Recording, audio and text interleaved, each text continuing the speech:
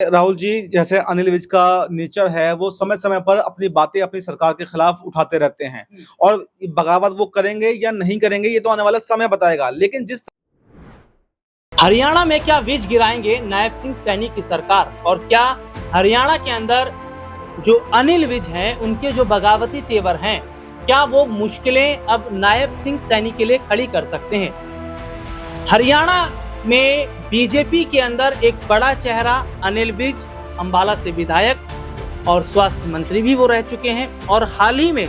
जो अनिल विज का बयान सामने आया है उसके बाद में सियासी जो गलियारे हैं उनमें तमाम तरह की बातें अब होने लगी हैं कि क्या अब आने वाले वक्त में विज कांग्रेस की तरफ जाएंगे, क्या विज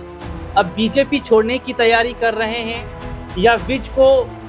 मंत्रालय दिया जाए या विज को बड़ा पद दिया जाए। यही तमाम सवाल हैं आज हमारे, और इन्हीं सवालों पर आज हमारे साथ बातचीत करने के लिए हमारे जो खास सहयोगी अब्बास भाई इस वक्त हमारे साथ मौजूद हैं, जैसे कि वो चर्चा में मौजूद रहते भी हैं। तो अब्बास भाई, बहुत बहुत स्वागत है सबसे पहले तो इस प्रोग्राम में आपका। और हरियाणा की जो सियासत है अब्बास भाई, इसको आप समझते भी हैं, और उस वक्त भी हम देखते हैं कि अनिल विज को कारण बताओ नोटिस जारी कर दिया गया था जब अपनी सरकार पर वो निशाना साध रहे थे, और एक बार फिर से ये वही मौका है, वो अपनी सरकार को घेरते यहाँ नजर आ रहे हैं। तो क्या लग रहा है आपको कि जो अनिल विज हैं, जो एक बड़ा चेहरा है हरियाणा में बीजेपी के अंदर, और एक लंबा अरसा हो गया उन्होंने पार्टी को दिया पूरा वक्त, और जो कि स्टेटमेंट भी उनका था,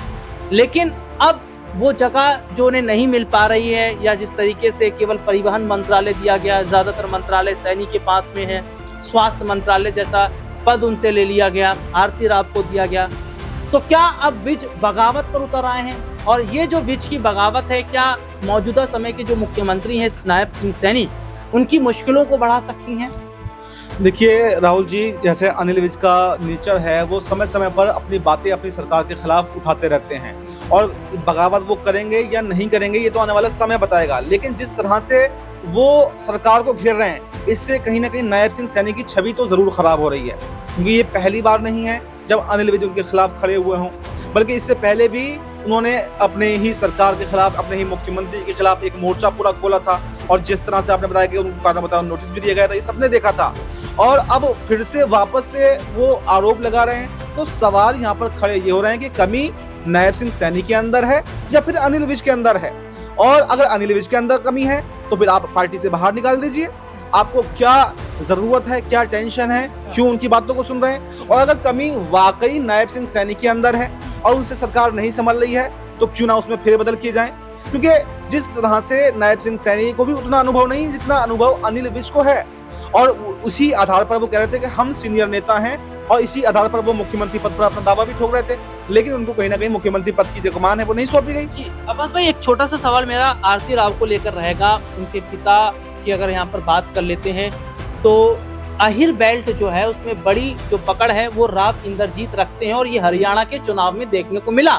और अहिर बेल्ट पर पकड़ रखने की वजह से हरियाणा में बीजेपी को इसका फायदा भी मिला, और यही वजह है कि आरती राव को स्वास्थ्य मंत्रालय दिया गया। लेकिन क्या वाकई लग रहा है कि अगर आरती राव से स्वास्थ्य मंत्रालय यहाँ पर लिया जाएगा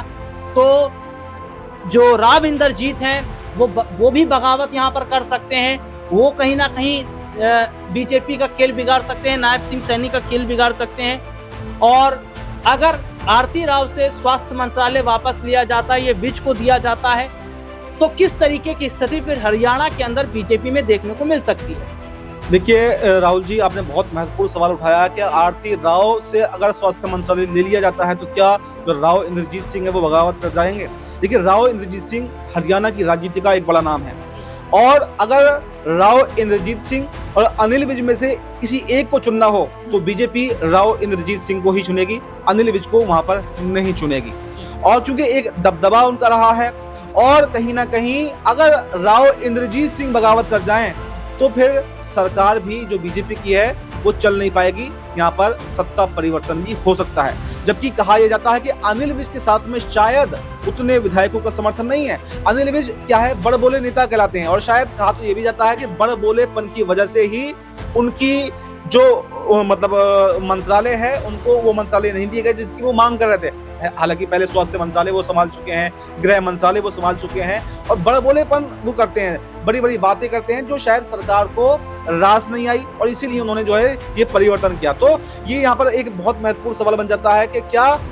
अनिल विज जी चाह रहे हैं कि वापस से वो स्वास्थ्य मंत्रालय संभालें और उनकी इस मांग को क्या जो बीजेपी आलाकमान है वो मंजूर करेगा या नहीं करेगा। तो देखिए इसमें बिल्कुल सीधा सा जवाब है कि अनिल विज की ये मांग तो बिल्कुल पूरी नहीं होने वाली है, क्योंकि उन्होंने पहले भी जोर लगाए थे, पहले भी वो गृह मंत्रालय की मांग कर रहे थे, लेकिन ना तो गृह मंत्रालय उनको मिला और ना ही स्वास्थ्य मंत्रालय मिला। और इस वक्त की जो स्थिति है मुझे नहीं लगता कि उन्हें कोई दूसरा मंत्रालय भी दिया जाएगा। हाँ बिल्कुल जिस तरह से कारण बताओ नोटिस पहले दिया गया था उसी तरह से उनको समझा बुझाकर सारे जो बातें हैं वो पूरी ठंडे बस्ते में डाल दी जाएंगी और शायद मुझे नहीं लगता कि अनिल विज जो हैं वो बगावत भी करते हुए दिखाई दें। जी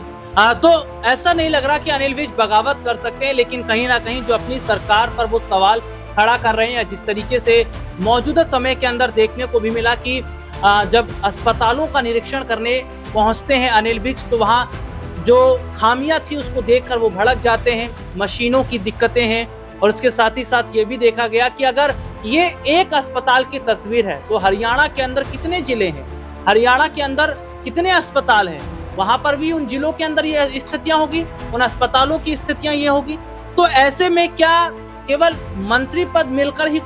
खुश हुई है आरती राव, और स्वास्थ्य मंत्रालय अगर मिला है तो जिम्मेदारियां उन्होंने नहीं निभाई हैं। और ऐसे में देखा जा रहा है कि अगर राव इंद्रजीत बिगड़ जाते हैं या राव इंद्रजीत अगर सैनी के खिलाफ खड़े हो जाते हैं तो यहाँ मुश्किलें तो सैनी की बढ़ेंगी,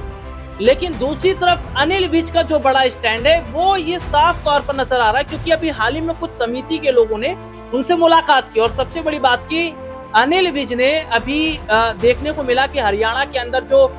लगातार बिजली के जो बिल हैं जो लगातार बढ़ रहे हैं और किसानों ने जो अपनी समस्याएं सुनाई हैं, उसके बाद में हम देखते हैं कि यहाँ सीधे तौर पर अनिल विज केवल एक सेक्टर की बात नहीं कर रहे, वो विभिन्न सेक्टर की बात कर रहे हैं, यानी कि कई और जगह भी वो खामियां गिनवा रहे हैं। तो क्या वाकई एक साथ कई बड़े मंत्रालय जो सीएम नायब सिंह सैनी को दिए गए ये नहीं दिए जाने चाहिए थे? और ये देखिए पर्ची वाली सरकार है, क्योंकि हम ये देख रहे हैं कि राजस्थान में इन्होंने पर्ची देकर सरकार बनाई, हरियाणा के अंदर किस तरीके से केवल सैनी है नायब सिंह सैनी, तो यहाँ पर जाति कार्ड खेलने की कोशिश की गई है। तो ये क्या बीजेपी के लिए सबसे बड़ा जो नुकसान है वो हरियाणा के अंदर दिखता नजर आएगा। और अनिल विज क्या आने वाले वक्त में अगर रुख करते हैं कांग्रेस पार्टी के लिए विधायकों के साथ अगर वो निकलते हैं तो क्या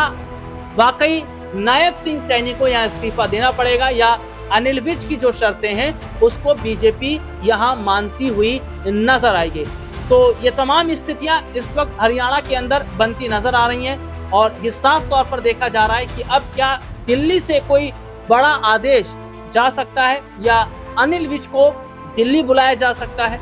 इस खबर पर आपकी क्या राय कमेंट करके जरूर बताएं। फिलहाल इस प्रोग्राम में इतना ही, आपसे फिर दोबारा मुलाकात होगी, तब तक के लिए इजाजत दीजिए, नमस्कार।